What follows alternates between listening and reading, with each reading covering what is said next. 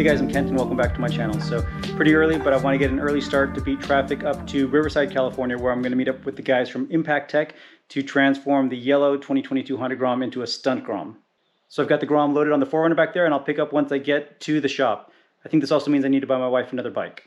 Yeah, hey guys, so my name's Juan Santiago. I'm the head of marketing here at Impaktech USA, and essentially Impaktech is known worldwide for our crash gauges for motorcycles, our adjustable sub cages, clip-ons, levers, really anything that has to do with motorcycle protection.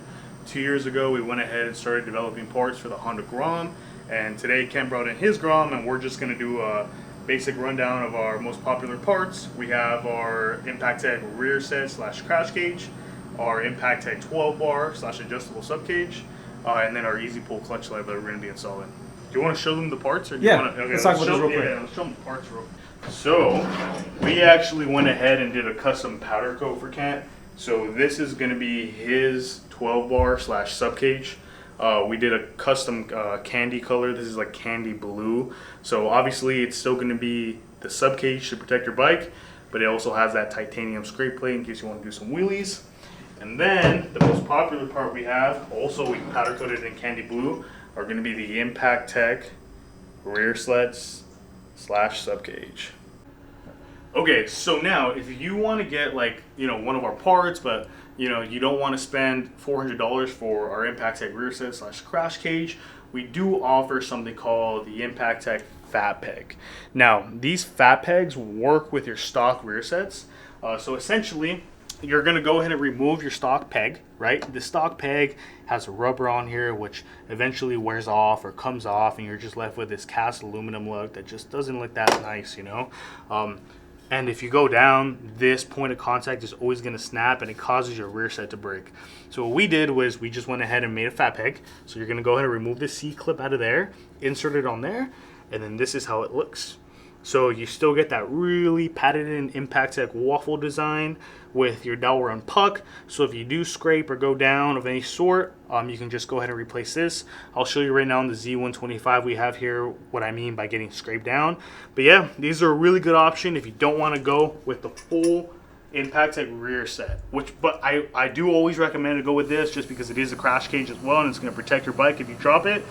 But these are a really good option too, and we're going to give some of these away on Kent's YouTube channel, so I'll let him explain the giveaway details. But these candy red ones are custom. We only offer raw and black like I mentioned, so these are like a custom set that I just made. So if you get these, they're going to be the only ones that we've ever sold, so you're going to be 1 out of 5 people that have them, because I only make 5 sets. Alright, so we're going to take the Grom back to their showroom and install the 12 bar so that we can practice some wheelies a little bit, and then I'm going to do a separate video where I do a full installation on their rear sets. We're going to grab the 12 bar, and the cool thing about us is the 12 bar is already going to be built. Okay, so you're not going to get it in the packaging and have to start assembling everything and ruin your really nice powder coating or anodizing. It's already pre-built. You're going to go ahead and slide it underneath and insert our hardware in there. Just have a buddy hold it. That way your nice powder coating or new product doesn't get scratched. I'll be your buddy. Yeah, we'll have you hold it. And then let me get the hardware.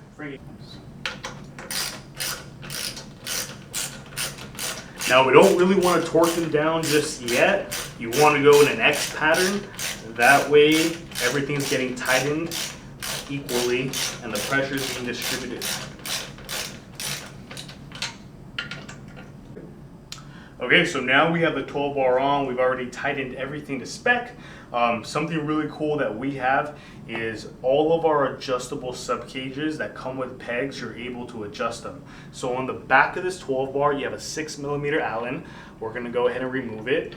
And we can remove the insert that's holding the peg, which we like to call our flower. You'll remove it, and inside you have these safety locking mechanisms that we've CNC'd, which essentially does not allow the peg to spin out of rotation and cause it to, if you're on here, right, for example, and it didn't have these safety features and you were to come down really aggressively on a trick, you would slip, and it can cause you to hurt yourself, it can cause you to fall off the bike, etc. With ours, and we'll get a close-up right now, you have these little switches or these little locking which allow it to maintain that same position throughout your entire ride.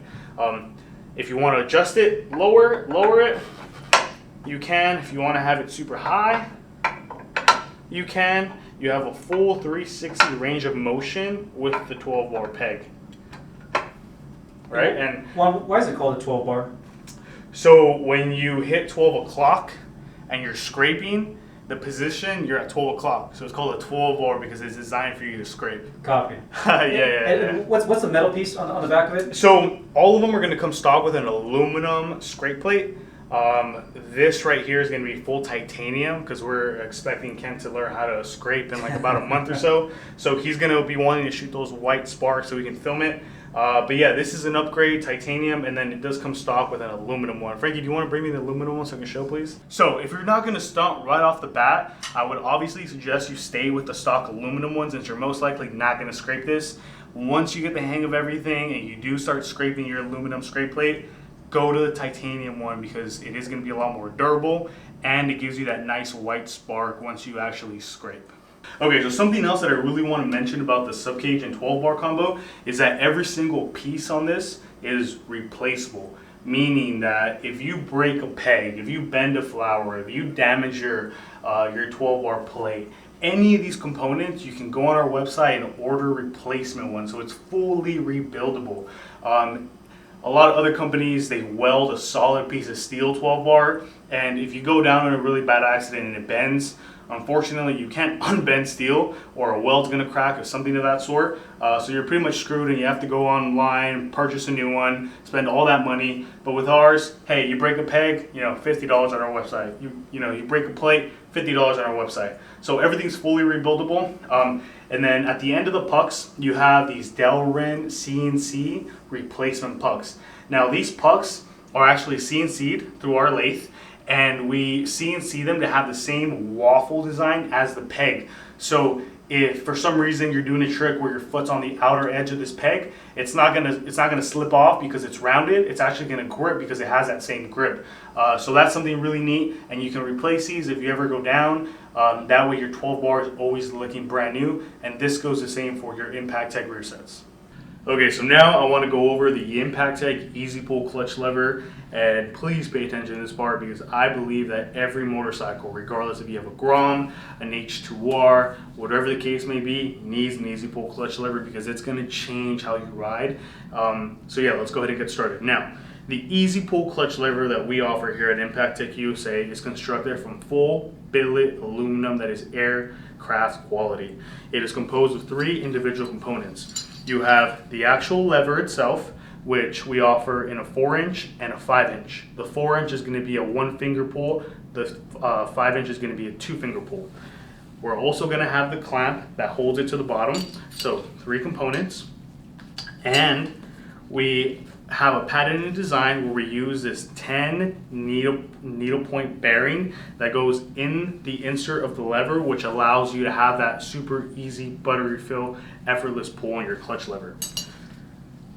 For Kent, we went ahead and powder coated his lever a candy blue to match his 12 bar and rear set. But we do offer a variety of anodized colors on our website. We have about 20 different colors. You can go on there, mix and match colors if you like as well. So for any mini bike, I would always recommend you use the 1-finger lever just due to the size of your bars. Having the 1 finger is going to easily allow you to pull in the lever with little to no resistance. It's going to be buttery smooth. All of the hardware is made here in the US. All of the adjusters is made in the US. We also offer the adjusters in titanium if you're trying to get a little fancy. If you have a bigger bike, a ZXXR, a Jigster, a Yamaha R6, whatever the case may be, as long as you have 7/8 bars, our lever will work. I recommend you use the 2-finger lever because it's a lot more out. Unless you have smaller hands, then you can still use the 1 finger. But if you're in this video just for Groms and Z125s or any other mini motorbikes, use the 1 finger. On your stock lever, a lot of people have a tendency to use all 4 fingers, 3 fingers to pull in the lever like this. Now, when you're riding, in commuting, this is okay. But when you're stunting, if you clutch up and the bike comes up in the air and you only have 1 finger holding the bar, I'm going to tell you right now, you are going to fall because you're not going to have enough stability in order to maintain that wheelie. So what we do is we always have all of our fingers on the bar except for one. And with our easy pull clutch lever, you're going to be able to pull in the clutch with little to no resistance. But on your stock lever, you see how it's so long, it's going to start hitting your knuckles. If it hits your knuckles and it doesn't really fully engage, your stock lever doesn't have an adjustment to where it's going to pop up to here. So you have to use 2 fingers, or you even have to use 3 fingers in order to get it all the way down. Okay, so 8mm socket, we're just going to break these.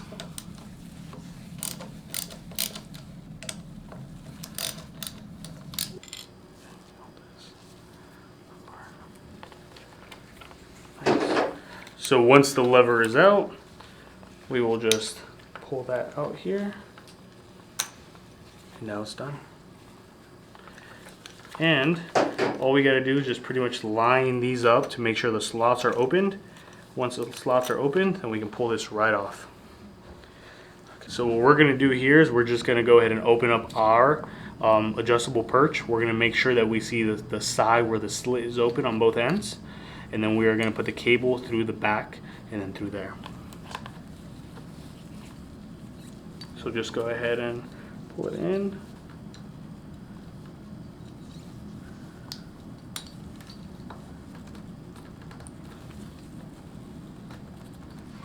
Okay. Lock down.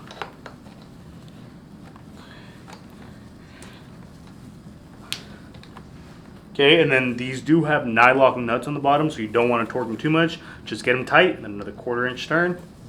All right, guys, so now that the easy pull clutch lever has been installed, you can see super buttery smooth. One thing that you do have to keep in mind is once you install this, we do not have the electrical connector to reinstall this. Basically what this does, it doesn't allow you to start the bike unless you're in neutral. Now if you're learning how to stunt, you're always going to be in first gear, so it's going to be pretty annoying. So what you have to do is you have to grab some sort of little wire, you know, like anything, a staple, paper clip, whatever the case may be, and then get this wire connected into this. So just reconnect the circuit, grab some electrical tape, and then you'll be good to go. You'll be able to start in whatever gear you'd like, and then you can just hide these cables around here, or you can solder to make it look super nice. But that's going to be it. If for some reason you don't like the engagement on this, engages too quickly, or it engages too long, all you got to do is just go ahead and break our adjuster nut and then pull this in or out. If for some reason you don't have enough cable left, then you will come to the motor side and adjust it on the motor side.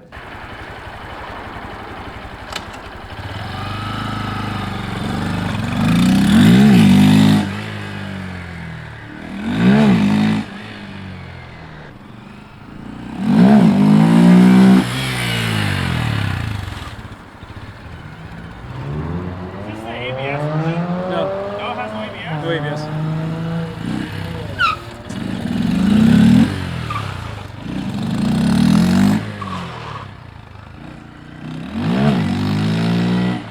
Yeah, that's the thing, I've never wheelied before, man. I'm excited about this.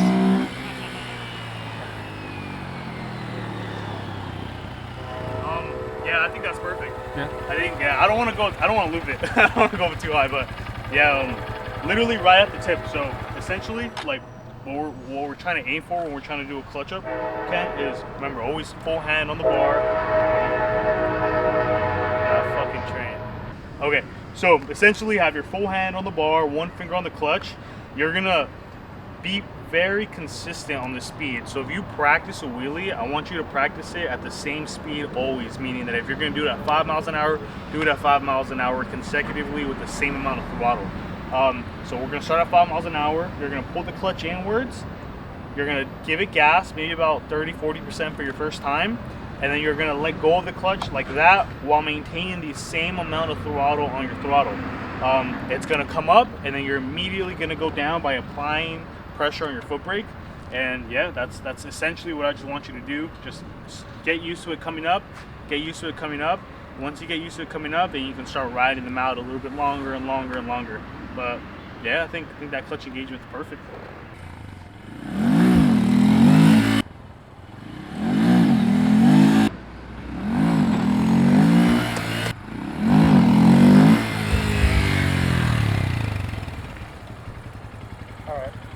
guys with watching me do this for 2 months Dude, longer. that was good. You literally got it. There's a couple there that'll look good enough. You got it, yeah, you got it. But just keep those fundamentals and just practice the same speed. Don't practice any quicker, any faster, because every speed is different throttle. You know how like when you downshift on a manual car, Right. You got to learn the car to understand the revs At the different speeds. Yeah. So No, that and the 5 miles an hour. I mean, that doesn't feel scary when you're going that slow, right? No, and it feels like if you do something happens, you're able to figure it out. Okay, my foot needs to go here. I need to get off. I need to throw the bike. Like whatever needs to happen. And versus you going 10 and being whoa. Yeah, I mean that's like falling off your bicycle more than anything. Exactly. Cool. Hey, thanks, man. Yeah, I really man, appreciate of course. that. No, that was cool. You want me to show you the roll and burn on this? Yeah, absolutely. All right.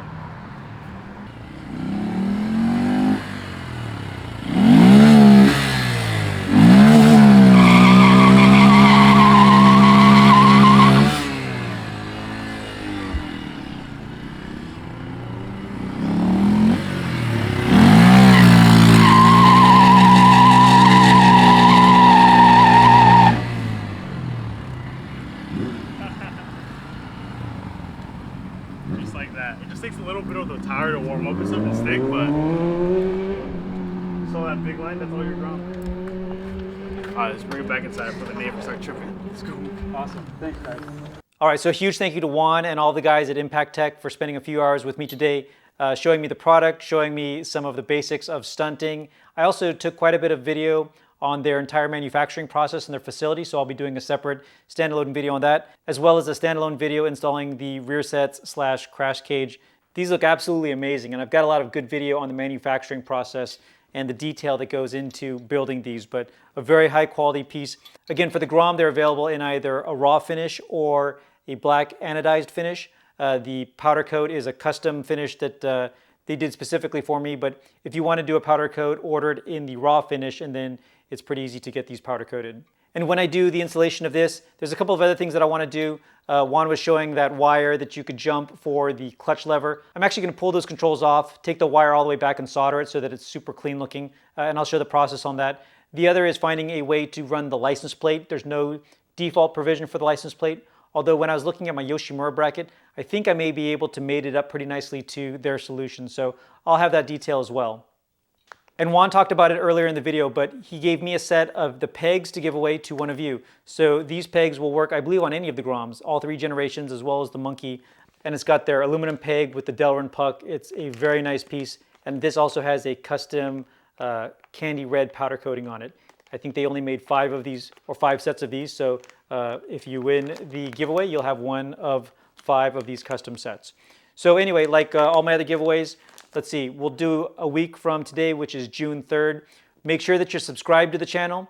If you're subscribed, and then leave a comment that you want the Impaktech pegs. Your last day for entry is June 3rd. I'll probably do the drawing on Saturdays. And I'll leave a link in the description to these pegs if you'd like to buy them directly, as well as a link to all the other products, the 12 bar, the rear sets / crash cage, and the 1-finger lever that we installed on the bike today. So anyway, again, huge thank you to Impaktech USA. You'll probably be seeing more of them on the channel. Thank you everybody very much for watching. Stay tuned for more videos and keep on building.